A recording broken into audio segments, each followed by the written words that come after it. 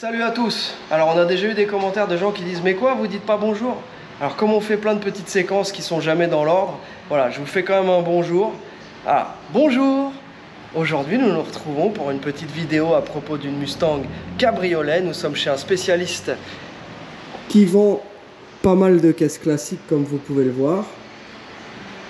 De la vieille Porsche, de l'anglaise, du Volkswagen et cette Mustang cabriolet à 35 500 $. 35 500 $, ce qui est en dessous de ce qu'on a l'habitude de voir au niveau de ces voitures-là. Donc, sur les photos, ça semblait pas mal. Le gars me dit qu'il y a 4 000 $ de frais pour les remplacements des planchers qui ont été changés de façon professionnelle, Alex. Et 30 000 balles de pièces par-ci par-là de restauration. Alors, entrons dans le vif du sujet. Bonjour Alex, comment vas-tu? Bonjour à tous. Hein, donc là, je vous présente une Ford. En fait, on est venus ensemble. Hein, mais... C'est une Ford Corvette. Ah, c'est une Forvette? C'est une Forvette. Et pourquoi? Parce qu'elle est à moitié faite en fibre de verre. Ah, pas mal, hein? Pas mal, alors vas-y, montre-nous. Mais bon, on s'en fout du suspense, on y va. Les points, nous on va regarder directement où ça craint. Hein. On verra les coins de porte ici, là, le caisson il est pourri, c'est que de la fibre. Ils l'ont reconstruit en fibre de verre. Ouais. Tout le coin ici. Donc ça c'est le premier exemple. Bon, les planchers, hein, comme est-ce que je vais réussir à voir avec ma caméra? Bah oui, tu vas voir, on va très clairement voir que c'est de la fibre. Hein. Alors. Regarde, je vais t'éclairer, comme ça tu vas... Oh, ah oui, je vois. Tu vois, c'est de la fibre de verre. Est-ce que vous voyez ici la texture, les copains? Donc ça c'est de la fibre. Fibre de verre. Et c'est façonné, c'est propre. Hein. Ouais, tout le bas de la porte il est en fibre. Ils ont fait le même traitement. Ah ouais. Tu vois? Oh. Et alors regarde le pied de caisse ici. Alors là c'est un peu plus vicieux parce que regarde. Ici là-bas, bah là il y a carrément un trou dans le pied de caisse. Ah ouais. Et alors le mec a eu l'honnêteté de me dire que la voiture venait du Tennessee. Donc on est quand même venu, mais on se doutait, mais on espère toujours. On est comme vous. Quand on voit une affaire, une voiture qui est moins chère que les autres, on se dit peut-être nous aussi on a le droit de faire une bonne affaire et d'acheter une bagnole moins chère. Et ben non, voilà. Donc on arrive, on voit ça. Alors, tiens Alex, tu peux voir la lampe s'il te plaît? Merci.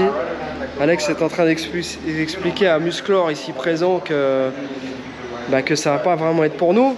Parce que malgré tout on est poli. Hein. Alors, qu'est-ce qu'on a là-dessous?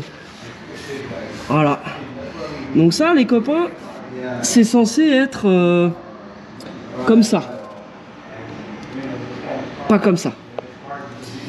Donc là la torque-box elle a souffert. Donc ici là ça a été resculpté.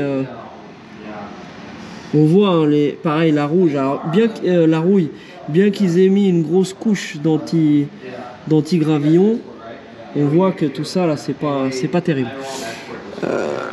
Tac. Voilà. Bon. Et là.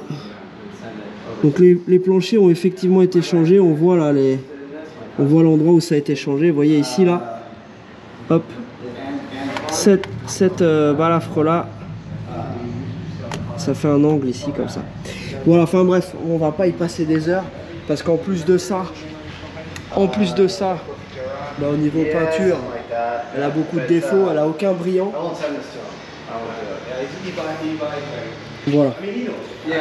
Donc nous on va continuer, on va bien sûr voir d'autres voitures, hein. Comme on fait d'habitude, on essaie de se déplacer et voir plusieurs caisses dans la même journée. Donc là on va aller voir une autre Mustang cabriolet. Et voilà, on continue. Si vous avez des questions, n'hésitez pas. On vous remercie. Vous avez certainement vu la vidéo que je viens de repartager, celle qui a fait 420 000 vues. C'était une vidéo d'une, pareil, une Mustang qui avait tapé à l'arrière, celle-là. Voilà, on essaye de vous montrer aussi celles qui sont moins bien. Et pour référence, si vous voulez en voir une qui est absolument magnifique, vous pouvez regarder parmi les derniers vlogs, celle sur le cabriolet qui est de couleur Amber Glow. Et là vous allez voir ce que c'est que des planchers et une voiture qui est vraiment dans un état comme on aime nous. Alors forcément c'est sûr que c'est pas le même prix, mais si vous achetez ça avec le prix de l'export, les taxes, le transport, etc. et que après vous décidiez de réparer tout ce qu'il faut réparer, bah, ça vaut pas le coup. Vaut mieux en acheter tout de suite une belle. Allez, on enchaîne. À plus tard. Inspecteur. Inspecteur la bavure. Donc une petite Bel Air de 1956. Toute dans son jus. Hein, un petit produit qu'on trouve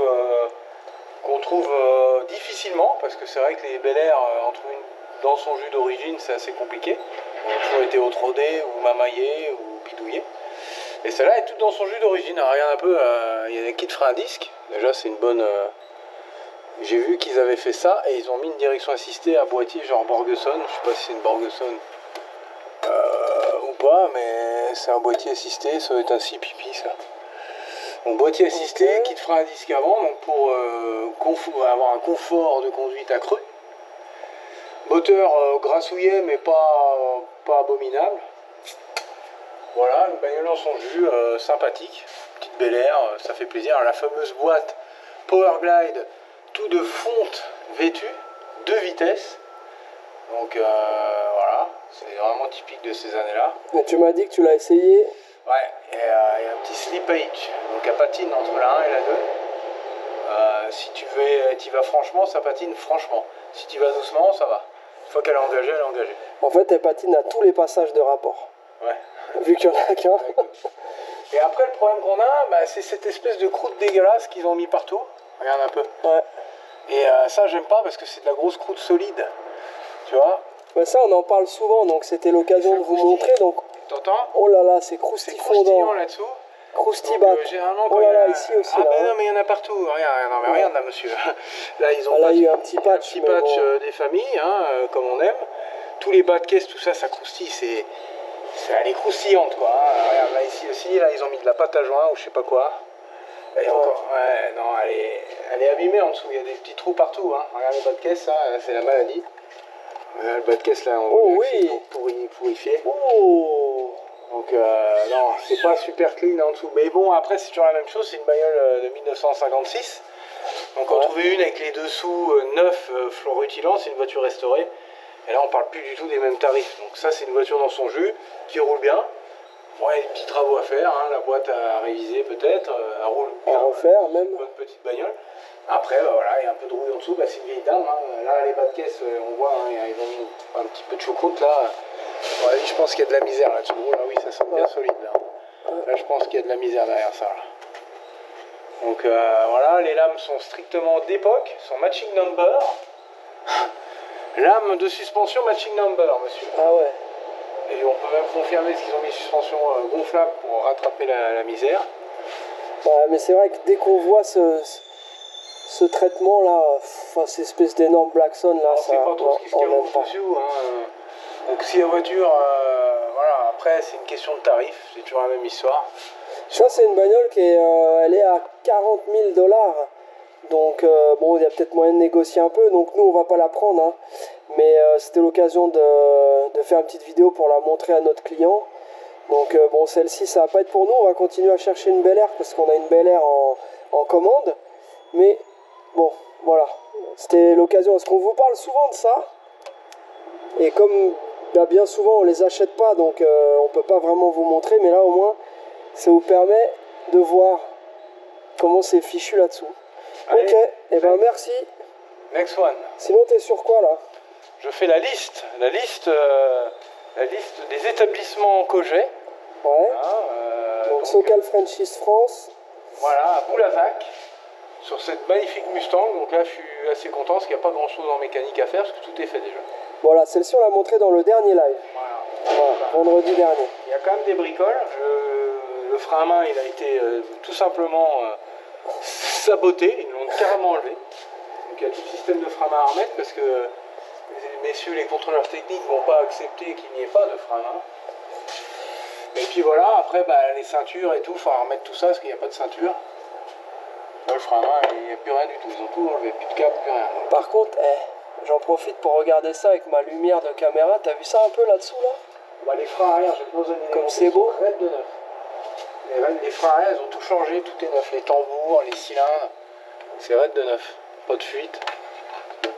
C'est bien sec là-dedans, donc ça c'est bon. T'as vu ça un peu là-dessous là, Alex?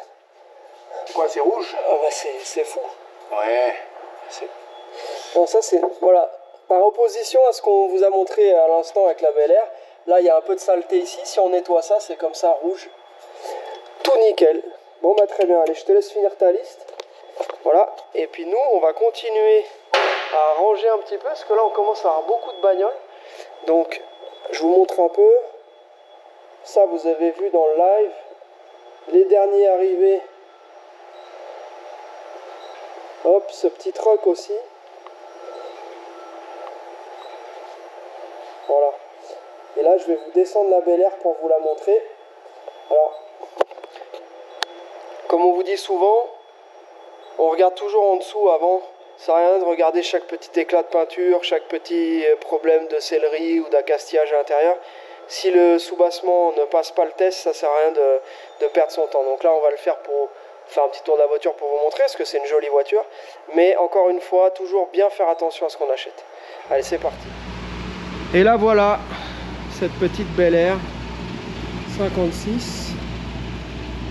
Alors, c'est pas une Toutaine, c'est vraiment une Bel Air. C'est ici qu'on met l'essence. Ça, si on ne sait pas, on peut chercher un bon bout de temps la trappe.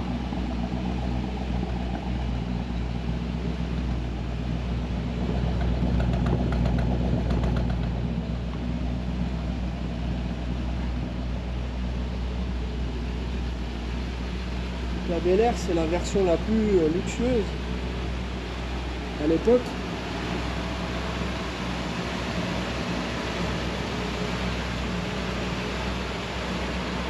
Et il existait donc la 210 et la 150. Voilà. Regardez un peu l'intérieur.